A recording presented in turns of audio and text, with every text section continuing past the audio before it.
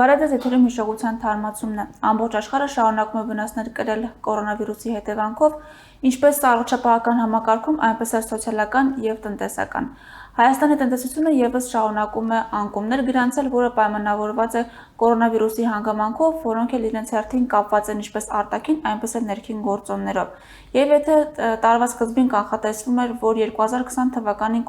կունենանք 4.9% տնտեսական աճ, ապա արդեն հիմա կանխատեսվում է, որ տարին կամփոփենք 2%-անոց հնայի անկմամբ եւ պետական բյուջեի պակասորդի աճը կլինի մինչեւ հնայի 5%։ Եվ ստեղծված իրավիճակում էլ կառավարությունը տաթև փորձում է քայլեր ձեռնարկել, որոնց ընթացքում ուղղակի չի կարող անմասն մնալ նոր միջազգային վարկերից, որոնք էլ իհարկե կմեծացնեն պետական պարտքը, եւ օրեր առաջ էլ ազգային ժողովը վավերացրեց արժույթի միջազգային հիմնադրամից շուրջ $250 միլիոն վարկ վերցնելու համաձայնագիրը։ Այդ համաձայնագիրը նաև դրանից առաջ վերցրված միջոցները խորհրդարանական մեծամասնությունը ներկայացնում է, որ դրանք ուղղվելու են սոցիալապես ծանր վիճակում հայտնված քաղաքացիների բեռը թեթևացնելուն։ Ներգրավող միջոցներից խոսել էր նաև ֆինանսների նախարար Ատոմ Ջանջուղազյանը, ով ասել էր, որ ստեղծված իրավիճակում պետական պարտքի ավելացումն անխուսափելի է։ Պարտքը ավելացնում են հենց դեր համար, որ հասարակ քաղաքացու վրա այդ ազդեցությունը բացասական քիչ լինի։ Մենք այդ պարտքը չենք ավելացնում, որ այս պահին մարդկանց բաժանենք ու իրենք վաղը մյուս օր կանգնեն խնդիրների առաջ։ Այդ պարտքային միջոցները, որ ներգրավում է, հիմնականում տնտեսական աճը երկարաժամկետ ապահովելու համար է։ Մենք իհարկե այդ պարտքի համար հետո ստիպված ենք լինելու վճարել համ մայր գումարը, համ տոկոսները, բայց եթե մենք այդ պարտքը, եթե պետք լինի վերցնելու, մենք չվերցնենք, դա տնտեսական անկում այնքան կխորացնի, որ հետո մեր քաղաքացիների վրա դա շատ ավելի մեծ բեռ կլինի։ Անխուսափելի է պարտքի ավելացումը, պարտքի ներգրավումը, որովհետև հակառակ դեպքում մենք պարզապես չենք ունենա այն միջոցները, որ անհրաժեշտ է հակազդելու համար սպասվող բացասական զարգացումներին։ Արտաքին պարտքը քիչ առաջ ես նշեցի նաև այն հնարավոր աղբյուրները, որտեղից մենք քննարկում ենք որպես տարբերակներ պարտքներ գրավելու, դրանցից մեկը արտաքինն է, միջազգային ֆինանսական կազմակերպությունների կողմից տրամադրվող վարկային միջոցները արտաքին պարտքի մաս են։ Էմա դու նշեցիր արժույթի միջազգային հիմնադրամից վերցրած վարկի մասին, որը ըստ էության այս նոր պայմաններում համավարակի հետ պայմանավորված է վերցնում իշխանությունը, բայց դրանից առաջ էլ այս 2 տարիների ընթացքում տարբեր նպատակներին ուղղելու համար եղել են միջազգային եւ վարկեր եւ տարբեր ծրագրեր, որոնցով, այսպես ասենք, ավելացել է Հայաստանի արտաքին պարտքը։ Տաթև այսօր առաջարկում եմ անդրադառնալ իշխանափոխությունից հետո վերցված միջազգային վարկերին եւ այն իշխանությունների այն պատճառաբանություններին, թե ինչ նպատակով եւ ինչ պատճառաբանությամբ են դրանք վերցվել եւ նաեւ այն փաստին, թե այսօրվա իշխանությունները, ովքեր նախկինում եւ խորհրդարանում եւ խորհրդարանից դուրս ընդդիմություն են եղել, ինչ կարծիք ունեին այն ժամանակ վերցված միջազգային վարկերի մասին։ Եվ արի սկսենք նրանից, թե մասնավորապես ինչ կարծիք ունեին միջազգային վարկերը եւ արտաքին պարտքը մեծացնելու հետ կապված այսօրվա իշխանությունը եւ հատկապես Նիկոլ Փաշինյանը, երբ դեռ ընդդիմություն էր։ Օրինակ հենց Նիկոլ Փաշինյանը падգամավոր եղած ժամանակ առանց հաշվի առնելու, թե այդ վարկը պետությունը ինչի համար է վերցնում, ինչպես ինքն էր ասում, միշտ առանց բացառությունների դեմ է քվեարկել այդ վարկային համաձայնագրերը վավերացնելուն։ 2012 թվականի հունիսին ազգային ժողովի падգամավորի կարգավիճակը ստանձնելով ես դեմ եմ քվեարկել առանց բացառության բոլոր վարկային համաձայնագրերին, որովհետև կարծում եմ, որ եթե քաղաքական մակարդակում արձանագրում ենք, որ գործ ունենք կոռումպացված իշխանության հետ, այդ իշխանության կողմից վարկեր ծախսելուն կողմ քվեարկելը կնշանակի կանաչ լույս վառել չարաշահումների, ատկատների, յուրացումների համար։ Հիմա բոլոր հիմքերը կան պնդելու, որ Հայաստանի Հանրապետությունը ըստ էության ընկել է վարկային տենդի, ոչ թե տեմպի, այլ վարկային տենդի մեջ, լիխառատկա, վարկային լիխառատկայի մեջ եւ իրավիճակը հաստատուն կերպով դուրս է գալիս նրա վերահսկողությունից։ Երեք ինձ զանգել էր մարզերից մեկի գյուղի բնակիչ եւ ասում էր, որ բանկին $1000 վարկ ունի ժամկետանց, որ չի կարողանում վճարել եւ պետք էր միջնորդել, որ բանկը ինչ որ ձևով ինչ որ բան անի։ Բանկը առանց որևէ կողքից միջնորդության այդ մարդուն կանչել էր, ասել էր $1000 չես կարողացել վճարել, 300,000-ը հիմա բեր տուր, մենք քեզ նոր վարկ կտանք, եւ մնացածը դրանով կփակես։ Այսինքն հիմա ինչ էս գյուղացին ասի, դե ինձ վարկ են տալիս, ես վարգունակ եմ։ Վարկ են տալիս, վարկը փակի։ Նույնն էլ Հայաստանի Հանրապետությունն է։ $500 միլիոն վարկ ենք տալիս, ախպեր ջան, 300 միլիոնը փակի։ Եվ անմիջապես իշխանափոխությունից հետո, եթե հիշում ես, Նիկոլ Փաշինյանը սիրում էր այսպես սուր գնահատականներ տալ երկրում տիրող իրավիճակի մասին տարբեր ոլորտներում, թե ինչ այսպես չարաշահումներ են եղել, ինչ իրավիճակ է առհասարակ այդ պահին երկրում, եւ նա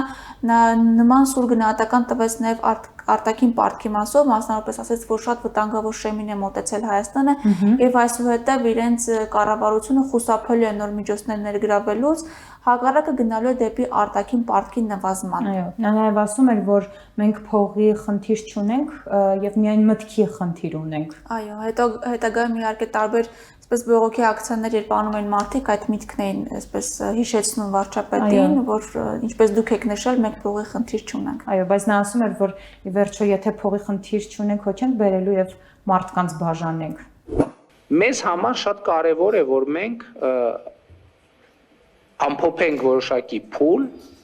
եւ այնպիսի որոշում կայացնենք, որը մեզ չի ստիպի Հայաստանի արտաքին եւ ընդհանրապես պետական պարտքը ավելացնել։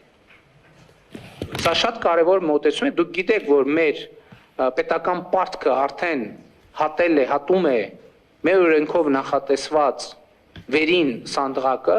եւ ես չեմ կարծում, թե մանավանդ վարկերի ծախսման այս պատմությունը թողած, անարդյունավետ ծախսման պատմությունը թողած, մենք պետք է նոր վարկեր ներգրավենք։ Որտեւ ասում եմ, այն հին ռիտորիկան, որ վայ, պարտք ենք, բա ինչ ալնելու, պետք է դուրս գալ այդ տրամաբանությունից, մենք չունենք փողի խնդիր,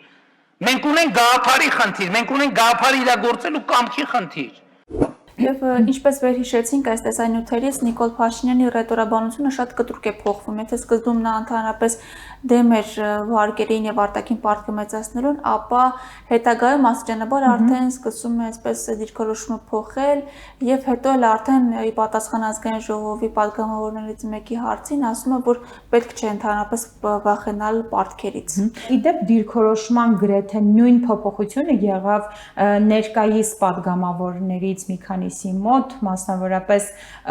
Հայկ Գևորգյանի եւ Բաբկեն Թունյանի։ Եվ եթե այսպես ընդհանուր ձևակերպելու լինենք, դրանց տեսակետները հետեւյալն էր, որ պետք չէ ավելացնել արտաքին պարտքը, դրանք այսպես ոչ էֆեկտիվ են ծախսվում եւ ինչ որ վտանգավոր շեմի ենք մոտեցել։ Նույնիսկ Հայկ Գևորգյանը հիշում եմ հարցազրույցներից մեկի ժամանակ նշում էր, որ բարոյական չէ անընդհատ արտաքին պարտք վերցնել, որովհետև այդպես դու հաջորդ սերունդների վրա ես թողնում այդ պարտքը մարելու պարտականությունը, իսկ հետո արդեն իշխանափոխությունից հետո կարծես թե նրանք երկուսն էլ այլ դիրքորոշում ունեն այս հարցում։ Գայթակղությունը շատ մեծ է պետության կողմից պարտք վերցնելու, հա, այսինքն այս սերունդը եթե պարտքա վերցնում, փակում է հաջորդ սերունդը։ Այստեղ ուղղակի այսպես ասենք բարոյականության խնդիր կա նաև պետական պարտքի այսպես անսահման մեծացնելու մեջ։ Ու մենակ 16 ու 17 թվականին հեղափոխությունից առաջ կուտակվել է 1.7 այսինքն արտաքին պարտքը ավելացել է 1.7 միլիարդ դոլարով։ Ու այն ժամանակ այսպեսի ելույթներ չէին հնչում, ու հանկարծ հիմա որ 130 միլիոն դոլարի մասին է խոսքը, այստեղ լավ չի, չգիտեմ ինչ, շատ լավ է ու ավելի լավ է լինելու։ Պետական պարտքի առումով ես ինքս էլ համաձայն եմ այն կարծիքին, որ պետական պարտքից վախենալ պետք չի ու պետական պարտքի բացարձակ մեծությունից վախենալ պետք չի։ Շատ ավելի կարևոր է, թե այդ պարտքը, որ ներգրավում է, ինչ նպատակների համար է օգտագործվում։ Իսկ թվային պատկերը դա թեև այս 2 տարիների հետևյալն է 2018 թվականի մայիսի 31-ի դրությամբ Հայաստանի պետական պարտքը 6 միլիարդ 754 միլիոն դոլար էր, ապա 2019 թվականի դեկտեմբերի 31-ի դրությամբ այն արդեն հատել էր 7 միլիարդ դոլարի սահմանը եւ կազմել 7 միլիարդ 324 միլիոն դոլար, այսինքն Հայաստանի պետական պարտքը Նիկոլ Փաշինյանի կառավարման օրոք ավելացել է մոտավորապես 570 միլիոն դոլարով։ Գիտես, Էմմա, ինչն է հետաքրքիր, այս իրավիճակը շատ հիշեցնում է տարբեր թեմաների, որոնց մենք անդրադարձել ենք նախկին հաղորդումների ժամանակ, երբ որևէ հարցի շուրջ Նիկոլ Փաշինյանը այդպես շատ սուր արմատական ելույթներ էր ունենում, երբ դեռ պատգամավոր էր, առանց այսպես խորանալու դրանց բովանդակության մեջ, օրինակ թեկուզ այսպես մակերեսային սոցիալական խնդիրներով էր փորձում դրանք պատճառաբանել, նույն կերպ նա վարվել է հիմնականում կարող ենք այդպես գնահատել հենց արտաքին պարտքի մասով, որ դա ասում էր, որ բեռ ենք ավելացնում, պետք չէ արտաքին պարտք վերցնել եւ չէր խորանում, թե կոնկրետ ինչի համար է վերցնում պետությունը տվյալ վարկը։ Եվ փորձում էր կարծես թե այդ կերպ նաև ինչ-որ հանրային տրամադրություններ ստեղծել մարդկանց մոտ, հասարակության մոտ, որ պարտքը վատ բան է։ Իսկ հետո արդեն իշխանության գալուց հետո նա այսպես հպարտանում էր, որ իրենց կառավարությունը գնում են դեպի արտաքին պարտքի նվազման։ Արդարացումներ գտնում դրանից հետո վերցված վարկերի համար։ Եվ տաթև բազմաթիվ մասնագետներ էլ խորհուրդ էին տալիս, որ քանի դեռ հնարավորությունը կա, պետք է ավելի մատչելի պայմաններով վարկեր վերցնել, դրանք ներդնել տնտեսության մեջ, հետո լրացուցիչ արդյունք ստանալու համար, եւ օրեր առաջ էլ կհիշես, որ Հայաստանը հրաժարվեց ռուսական, այսպես ավելի լավ պայմաններով վարկից, ասելով, որ մենք մեր սեփական միջոցներով էլ կկարողանանք դա անել։ Եվ ստացվում է իրավիճակ, երբ կանգնած ենք լրջագույն տնտեսական խնդիրների